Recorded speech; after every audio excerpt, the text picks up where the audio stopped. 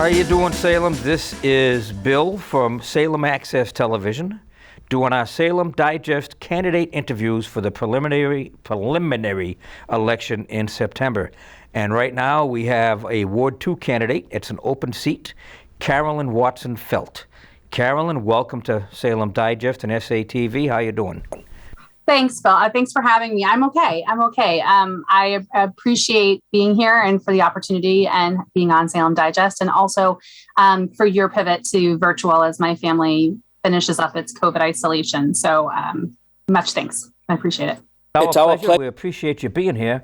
We're going to jump right into the questions, and I'm going to remind myself, and I'm going to remind you, that we need to give ourselves a 3 or 4 second delay in between answering each other's questions so that the technicians can keep up. So this is your first run for elective office here in Salem. What's the motivation, Carolyn? Why would you want to put your name on the ballot? This is a great question. I think that for me personally, I have always been in some sort of service position to the city in some way, whether as a volunteer or a nonprofit leader, or, even as a kid, working at Pioneer Village with Phoenix School, or, and as an employee in the mayor's office prior to this administration. So I have always been involved. I've always had a finger on the pulse. And I think that for me personally, for my family, the timing is right. I always sort of knew that I'd like to have an opportunity to affect legislative change in Salem, be part of the governance team. And this timing has worked out. I'm really excited about it. That's good. That's good. All right. Well, we're going to jump right into the real questions, okay? We got the softballs out of the way. So now we start throwing fastballs. Zoning, huge issue in Salem for years overall. Some sections of the city are more controversial zoning-wise than others, and Bridge Street Neck is one of the more controversial areas for zoning.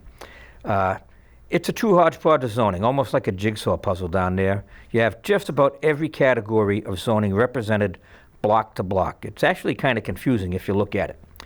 Is it time to update the zoning down there, or should it remain the way it is?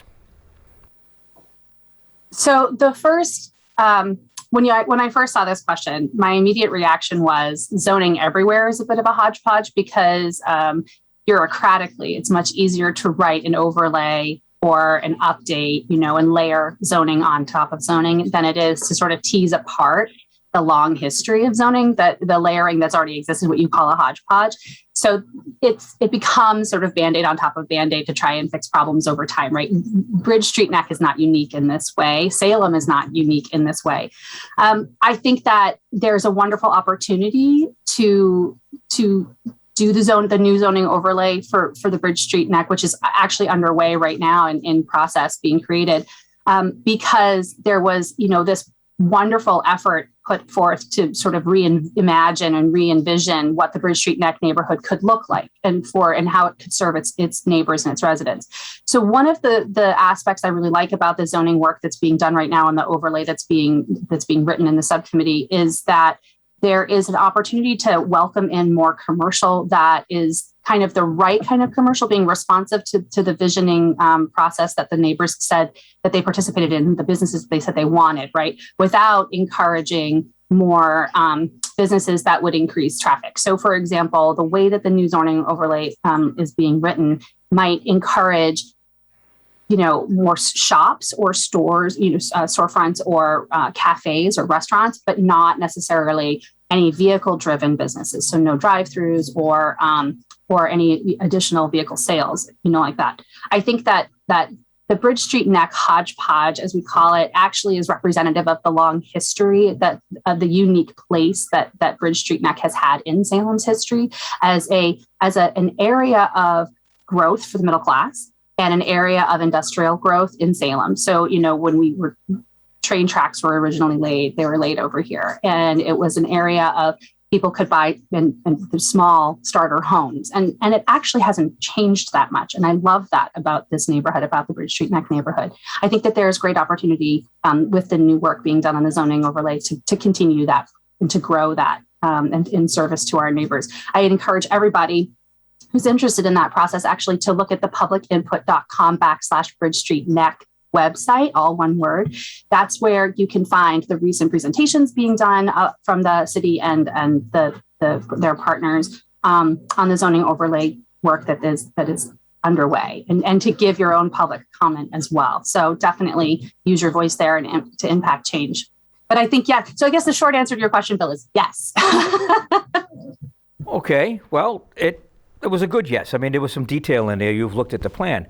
So as we look further down Bridge Street, which is still Ward 2, zoning down there is potentially an issue also. We've still not completed the renovations, the refurbishment of that road from the overpass to Flint Street. I think the last time I checked, that was at 25 or 50% approval on the planning. What do you see going on down there once they finally get that street cleared up? Down to Flint, I think that From the overpass to Flint. I think that the continued cleanup is also about pedestrian access, right? And it's about alternative forms of transportation, and it's about moving traffic out sort of around the Bridge Street Neck neighborhood as best as it possibly can. I think that there's work to do, right? I'd love for the signage, for example, at the base of the bridge before the bypass road to maybe point in different directions to try to divert traffic away from the Bridge Street Neck neighborhood. The businesses that we have on the Bridge Street Neck side right now are really what I would call destination businesses, right? They're people that go there on purpose for a reason, and I don't necessarily think that the businesses thrive on drive-by traffic. So anything that we can continue to do to get to push through the traffic down towards the overpass and then down towards Flint and over there, the better. So I think that, I think the work continues, and we will do our best to keep pushing it forward. Well, in discussion of Bridge Street, which is a major entrance corridor, always brings up a discussion of traffic. Another hot button buzzword really in Salem is traffic mitigation. Mm-hmm. What do you think about the steps that the city has been taking, both permanent and as test runs, to mitigate traffic flow and traffic control? What do you think of those? Are you happy with what's going on? Are you talking ward-wide, city-wide, Bridge Street area? Can you clarify? Well, I mean, basically when you talk traffic or development in Salem, although it affects each ward in its own unique way, we're talking both. Yeah. How does it affect your ward? Are you happy with what's going on in your ward? And how does that affect everything citywide? Because it all ties together. So one of the big areas of focus for me in Ward 2 is pedestrian safety, and which is a little bit about traffic mitigation, right? But it's really about access and what do our sidewalks look like? Are they passable? Are they compliant? Are our neighbors safe? Are our kids safe? Can they cross the street safely? We have a ton of issues around that in Ward 2, both around the Common, on Bridge Street, around the train station, beyond those major crossing areas. There's a lot of sort of organic paths being cut. And I think that there's a lot of work to be done there. If we're talking specifically about the white poles, which is everybody's favorite hot button topic, I think that in certain areas, they are testing that gathers important data that we can maybe, if nothing else, it identifies, it sort of helps to clarify what the problems are. So parking 10 feet from a turn or from a corner, stuff like that, that those poles, when you see them laying flat in the street because some car has hit them, that should send a point of data to the city, right? That should send a point of data that says this isn't working or there's a bigger problem here. So I'm all for just about any kind of test that will help us get to a better solution, so long as the data is actually being really integrated. So people might not like the new rotary, for example, at the corner of, at the intersection of Summer and Chestnut and Norman. But for my own part, personally, I have been in an accident at that intersection. I totaled a car in that intersection because I was hit from somebody speeding way down Summer through that green light. What I have observed is that, listen, it may not be a perfect solution. It's definitely a small area for a rotary in the traditional sense, but I feel safer going through it. So if we're getting feedback from neighbors that say, okay, I've actually used it and kind of works and I've sat in less traffic for less time, and I feel safer, then those are the kinds of tests we should continue working. They're not going to work everywhere, but I think that they're worthy to explore for everybody's safety. Good, very, very good. So when you touch on traffic and you touch on development, as I said, it's not just a ward issue. You make a change traffic-wise in one ward, it affects the ward next door. Mm-hmm. It's the same thing for neighboring cities. Do you see a need for a more regional approach to these traffic mitigation issues, or should we just each city keep operating in its own bubble and not worry about each other? No, I think, well, first of all, I don't think anybody should be doing anything in a bubble. I think silos are hugely detrimental. And I think that as much as we can partner and interact with other cities and towns locally, especially when we're rolling out some sort of experimental thing, we absolutely should be communicating with them. And that may happen. That's not something I have much transparency on, or that I'm super in the loop on. So kudos if the city's already doing that. I think that traffic regionally is like squeezing Jell-O, right? Like you narrow one road, it just makes a bigger problem somewhere else. I think regionally we could do some work on the state level, right, with our public transportation system. I think that we need to be encouraging as a region, right, statewide, we need to be encouraging alternative forms of transportation. I would love to see some, the Salem Skipper is a fantastic new option. I would love to see even something that is the same price to take, that's even tri-town area, something that gets you in and out, that gets you from train stations. I think we need a new train station in South Salem, right? I think we need to talk about extending some of our infrastructure on the public lines. So I think that there is a multifaceted approach to solving this problem from a regional perspective. And I absolutely think that the city should be a part of that larger conversation with our local cities and towns. There's got to be some sort of collaboration. I see. So you brought the Salem Skipper, which is getting rave reviews, not quite across the board. Most people that are using it seem to be very happy with the convenience and the cost. But there's been some criticisms, and legitimate criticisms, that it's not properly serving the disabled community. Have you heard any of those? I have not heard personally a lot of that. I know that the feedback that I have got and the personal experience that I've had is that it's been an incredible benefit to our carless and low income residents in Salem. When I was the executive director of the Women's Friends Society, a number of our tenants don't have cars. They use the Skipper all the time. It's an interesting question around the ADA access and our disabled community. Is that because there are no, and I've not taken the Skipper myself personally, I probably should. Is that because there's no ramps? No, I don't know if it's a ramp issue. I believe that maybe there is a Skipper with a ramp, I'm not sure.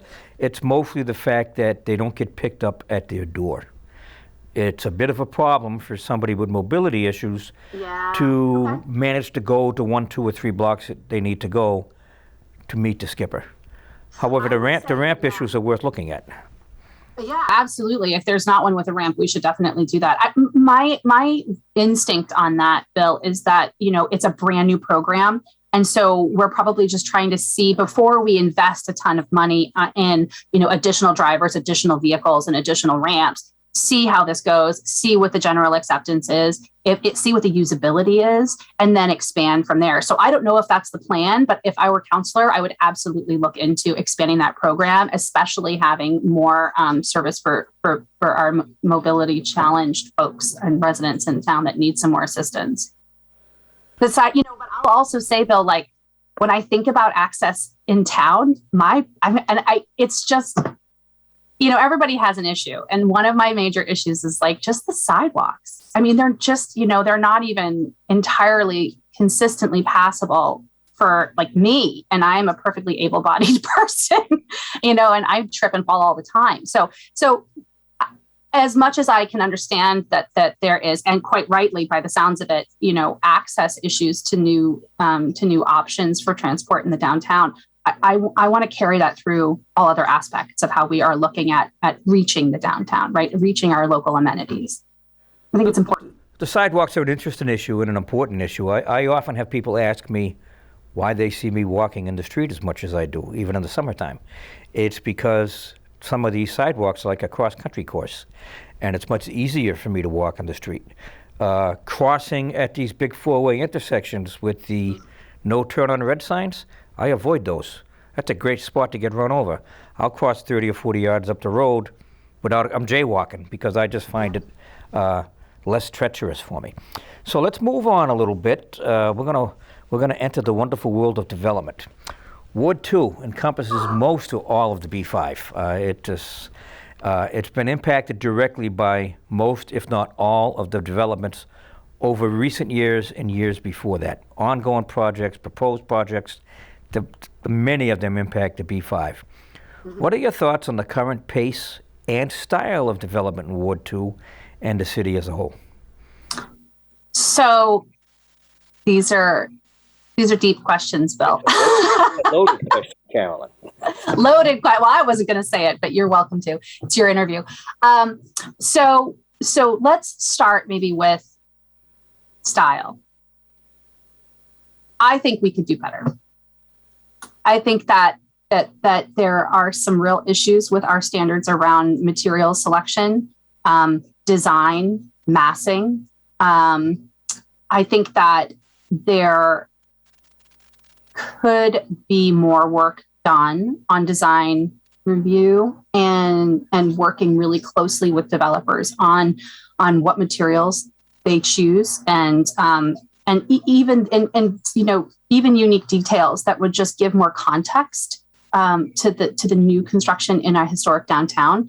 I want to be really clear when I say I am not saying, as president of Historic Salem, which I also am, I am not saying that new buildings need to look like old buildings. That is not what I'm saying. I am saying that there is a context to design, right? And that every neighborhood has a plethora of options. And I don't know that a lot of our new construction is reflective of really any of those options, any of them. So, I would also, I would like to see an increased use of more natural materials, or at least in part use of natural materials, and it's better for the environment to say nothing else. I think that there is work to be done. I think that the city of Salem has design guidelines and has expectations specifically in the downtown that the standards of the interior are used, and that there are commercial guidelines around what new business design should look like. And I am not seeing consistent implementation of the guidelines that are already in existence. So I would like the style, as you call, of new design and new development to be looked at. Anything that's new that's built should lift us up. It should enhance our city, especially in gateway areas, right? The entrance corridors, like that's incredibly important. There's a lot of eyes on Salem, not just from our residents, but as a tourist destination. And I think that there's a trickle effect to the success of a new construction, right? Because it affects everybody's immediate experience of Salem, right? It sort of sets a standard, sets a bar. So I think it's important, and I would love for there to be more attention paid to the style. Now, pace. I would be more comfortable with the pace of development in the downtown if I felt like there were more affordable housing units being built. So it's not about necessarily the pace for me. It's about what we're building and why we're building it. I think that building in the downtown, right, in the B5, as you described, is obvious. It happens in every downtown, right? You want to be as close to amenities as possible. And in our case, we have an incredibly beautiful downtown, and we sit right on the water. So there is a ton of drive, right? There's a natural driving force to develop in the downtown because people want to be near transportation, they want to be near downtown amenities, they want to be near the water. I think that it's incredibly important to consider that affordable housing, and I mean really affordable housing at 30 to 60% AMI, not 80. Maybe looking at a different equation also around, it's generally accepted that we look at 30% of somebody's income spent on housing. I think we could lower that.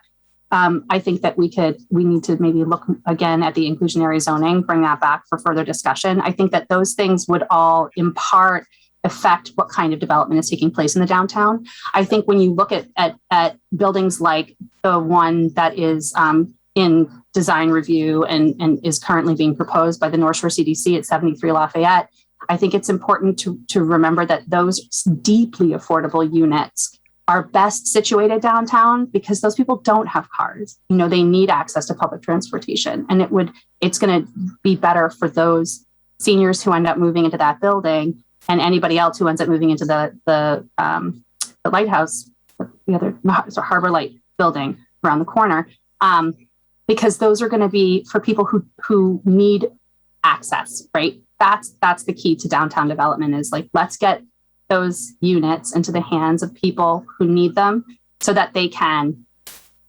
live here and work here and use our downtown amenities. So that's not a clear answer to your question around pace, but I think, or a clear answer, I guess, but it is kind of where I'm feeling. It's not about the pace for me. It's about massing scale, style, and what we're building and why. Fair enough. It was a good answer. And you. Sorry. Oh, go ahead. I just want to be clear. I'm not anti-development. I hope that's clear. I'm not anti-development. I just am for balanced and conscientious, mindful development. Fair enough. So you actually anticipated where I was going with this, with your affordable housing part of that answer. So I can just skip right over that. You told us right where you stand on whether or not affordable housing is really affordable. So let's switch over a little, staying with development and pace and style and all of that. Are we doing all we can do to bring new businesses into Salem with these commercial developments? We got the commercial retail mix, but it always seems to be a store or mostly restaurants. What can we do to attract small to medium-sized white-collar businesses into Salem? I think that's a really good question. I think that part of the issue, as I understand it, and I will be honest and transparent when I say that this is an area I'm still learning about myself. I think that part of the issue is it's difficult to find a property where you can build out a large office, a large set of offices, right, for a large team. So this dream of like, I would love for a company, Microsoft, to open an office here or something like that. But I don't know, if you were to say to me, okay, but what property? I don't know. I don't know what we have downtown that there's enough actual space for a really successful, large earning for the city, right? Commercial leaser. I think that there is definitely opportunity for smaller white collar businesses. We've got a lot of office and commercial space that I think, would be great to fill up in the upper levels of some of our downtown buildings. But if I'm being honest, I think that it can be, those offices close at 5 p.m. generally. And so you don't want your downtown to end up a dark wall, right, of glass on the ground floor. You wouldn't want that necessarily. Because then it there's no activity, right? It's not inviting, it's not engaging. There's no place for you to get a bottle of wine on your way home, something like that. I think that it makes a lot of sense for our downtown to have a mix of those first level commercial. I do think that it, it does tend to be a lot of restaurants. I don't know why. And I don't know if it has to do with, oh, sorry, my dog is barking. I don't know if you can hear that. I'll try to keep my dog though. Sorry. I don't know if it has to do with, I don't know. I don't know if it's rent. I don't know if it's rent rates. I don't know what it is. I'd love to actually talk to more of their downtown businesses and ask what has made them so successful over years and what their thoughts on it are. All right. So we're going to walk right back into the zoning conversation now. Even though it's not in Ward 2, you have a neighboring property that abuts Ward 2 directly that's also about to undergo a zoning conversation, and that's the footprint property. 40 plus acres down there. There's been some conversation about what should go down there, and what do you think? What do you envision going into that footprint property? Because you're going to have to vote on it if you get on the council. Absolutely, and I'm already I have already been keeping an eye on this from a historic Salem perspective, because there's a lot of neighborhood engagement around, again, increased traffic, the stability of our foundations in our 17th century and 18th century homes, if these big trucks were coming down. I mean, there's been a lot of conversation, and I think in that part of the ward already about what could end up going there. I think that obviously there is the deep water port portion of the property, and that needs to stay deep water port purpose and use. And I think that, the conversations recently about bringing wind energy to that area is absolutely something I would support for Salem. For me, all the devil's in the details, right? So I wouldn't want to understand exactly what the impact would be on the immediate neighborhood when that sort of scale of work is taking place. But by and large, I love the idea of bringing wind energy to Salem. I know that it's already a well underway conversation, and jumping in just to support it, really to say that it's a great use. It could bring new business. It could bring new jobs to the area. It's definitely part of the environmentalism forward movement that we really want to be a part of. It's good for the world. It's good for us. It's good for Salem. I think it would be a really smart approach. As long as it works for everybody and we can iron out the details. I think the rest of the property is where it gets a little bit tricky, right? I know that the neighbors have been engaged in conversations around what would they love to see. And if there's, water access is obviously number one, a public access point, because we don't really have a lot of public access points for small boaters in Salem, drop my kayak, my dinghy, whatever the case may be.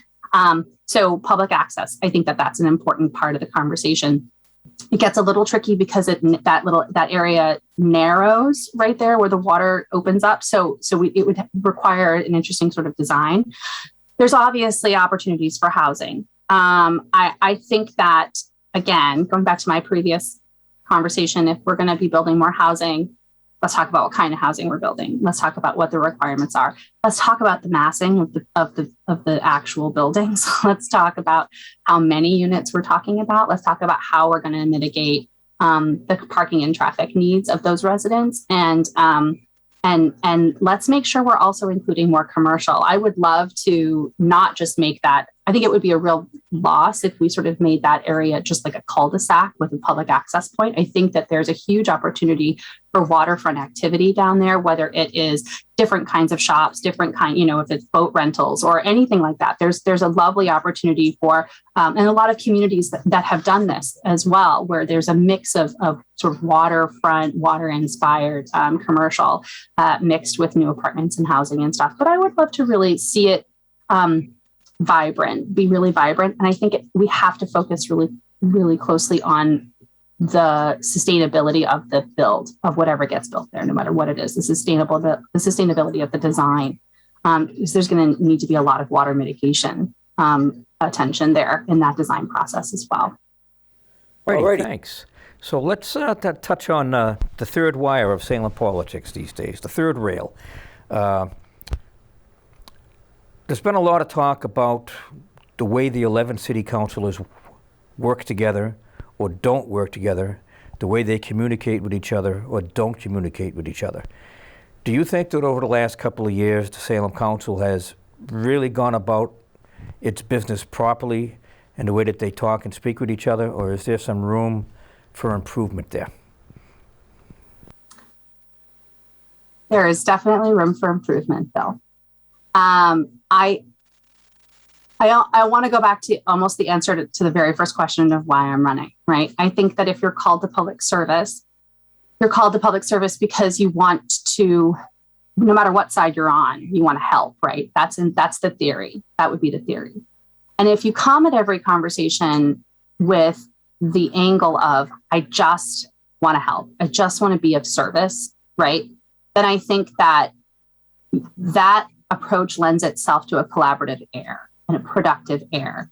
And part of that is compromise. Part of that is doing your homework. Part of that is getting your questions answered between meetings. Part of that is being willing to be respectful and productive in conversations with people you disagree with. And I cannot say that I have consistently witnessed that behavior on the council. over the last few years.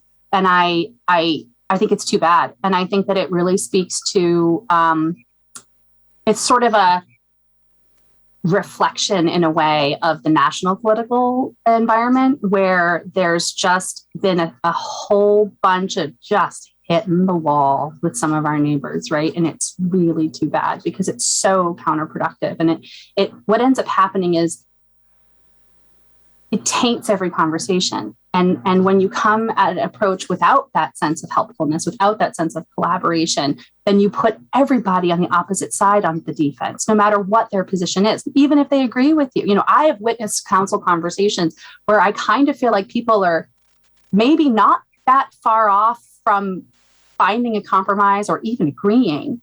But it's just so hard because everybody's so at odds. And I think that there are some key players that have really driven that tone and tenor.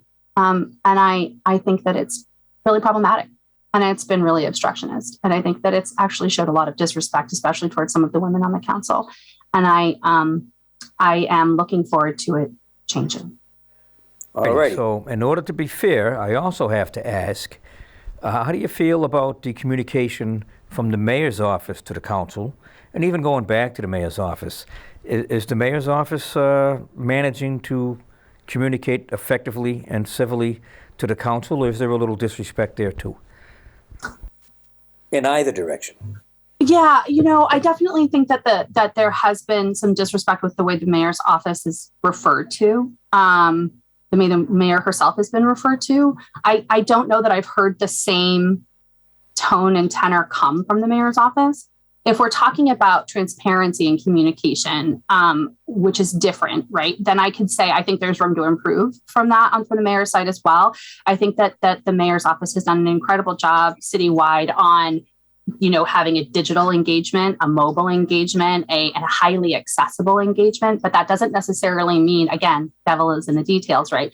Doesn't necessarily mean that it's easy to find stuff or get an answer to your questions or whatever. And I think that, if I'm being fair, that's always a problem in city government. It was tricky when I worked for for Mayor Yusevich. It was like, you know, it was keeping up with the asks coming in and the information going out and making sure that all of it was accurate, clear, and clearly communicated. It's a tricky juggle. So without having seen specific materials sent to the council from the mayor's office myself, I have not read, you know, anything beyond the city council agenda. Honestly, I've not read the letters or anything. I can't speak to the actual content of that coming out of the city from the mayor's office to the council specifically. But it just it feels like, you know, the city is, for the most part, probably doing its best, and there's probably room for improvement on all sides. All right, very good. We're going to close this out with just one quick, simple question. What's your number one priority for the ward? And what would be your number one priority for the city as a whole? I think so for the ward, it really is about pedestrian safety and access for me. I think that we have a lot of neighbors who find it very difficult, who live not that far from the downtown inside Ward 2, who just can't traverse, right? I think that there's some accessibility issues that we have from a pedestrian safety and traffic mitigation perspective, especially as a mom. You know, I have an almost 10-year-old who wants nothing more than to walk to one of his best friend's house on the other side of Bridge Street, but there's no way for him to cross where he actually gets a walk light. That's a problem, right? Like, I think that that's a real problem, and I won't let him do it till he's 92, because it's just too dangerous. So it's sidewalks, it's walking, it's traffic, it's pedestrian stuff. And I think that there are probably other extraordinarily important issues, but for me, that one really bubbled to the surface really quickly. Because I'm living it, right? I'm living it. I walked downtown to work when I was at the Women's Friends Society. I walk all the time, my kid, all of that. And I know that we have, you know, neighbors with mobility challenges, and I just don't know how they do it. Yeah. Exactly. We were talking about exactly. So for me, that's my big one for the ward. I think that citywide, it's got to be affordable housing, and it's got to be sustainability. I'm really concerned about the resiliency of our built environment in Salem, And I'm really concerned about my friends and my neighbors who've had to leave or who might have to leave because they're gig employees and they just can't afford to stay here. So those are important issues to me citywide. All righty. Well, Carolyn Watson-Felt, thank you very much for spending some time with us and talking to the voters of Ward 2 and the constituents of the city of Salem.